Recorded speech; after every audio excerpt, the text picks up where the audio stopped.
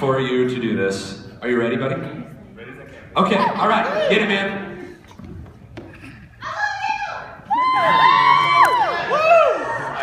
I hope this isn't the kind of worst verse. It's the best. It's the worst one deal. It's gonna be great, man. You got it, man. All right. So I'm just gonna jump right into it and get started on it. Yes. So since we're all up to date on technology, at least most of us, I'm not one of them, we can just communicate how much we care for each other just through like simple text message, IM, like just abbreviations, emoticons. No big deal to us.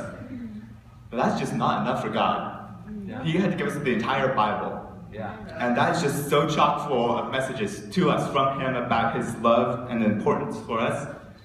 There's no way anybody's inbox could possibly take up all those messages in a single day.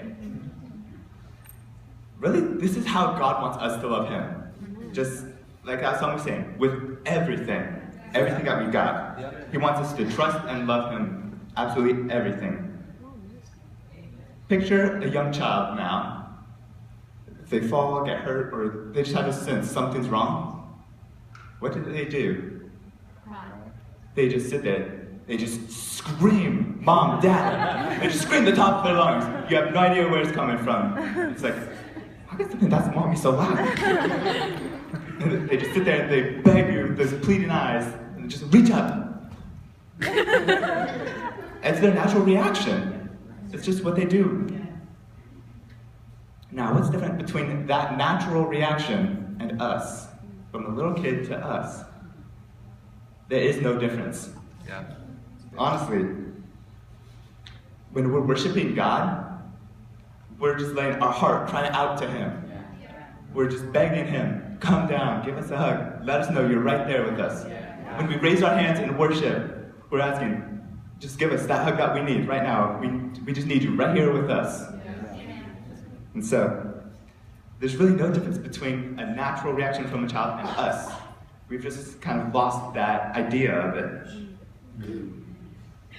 So, if we just learn to simply trust Him and ask Him, He'll just come right down like He did tonight. He'll hold us tight. He'll let us know that He's there all the time. When we're scared, when we're hurt, He'll just pick us right back up off the ground, put us back on solid ground. So you can trust people without loving them, but you cannot love without trust. A good example of this, take your bank. You trust them, you give them your money. At least hopefully you don't love your bank. So you can give them stuff to protect, but you can't love them. Yeah. But then you have your best friend. You give them your deepest, darkest secrets, maybe even money sometimes. You can trust them, and yet you still love them. The difference is because they can return that affection to you. Banks, they just can't do that. But you didn't just meet your best friend, and boom, you're best friends now. It wasn't just instantaneous. It may seem like it was, but it wasn't actually. Because it takes time and effort to actually build that relationship. And when you prove to somebody that you're trustworthy, then they can start trying to love you. And once you start building that loving relationship, that's when you started becoming friends. Until that bond was so strong that nothing could break it, that's when you become best friends. That's how you know that you're starting to love someone. It's when you have this bond that's unbreakable. Some good examples from the Bible. This is Abraham and Lot. Now, Abraham went and got an entire army to go save Lot when he was captured. You can't say that's not love. Yeah.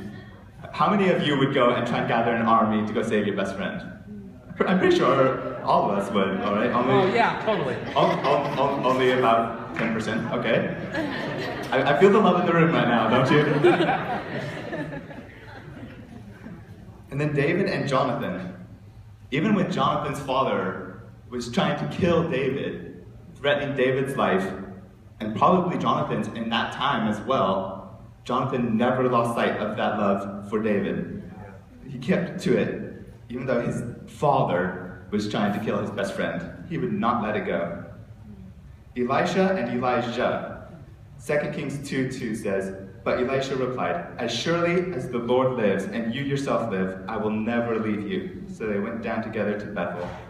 You could not ever separate Elisha and Elisha. Like he was saying, either as long as the Lord lives and you yourself live.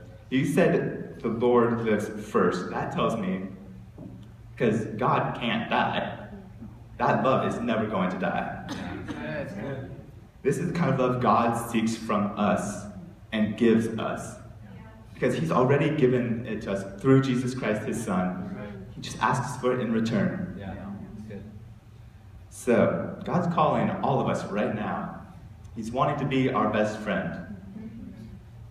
What are we going to do? Are we going to answer this call? Or are we just going to hit ignore and continue playing Angry Birds?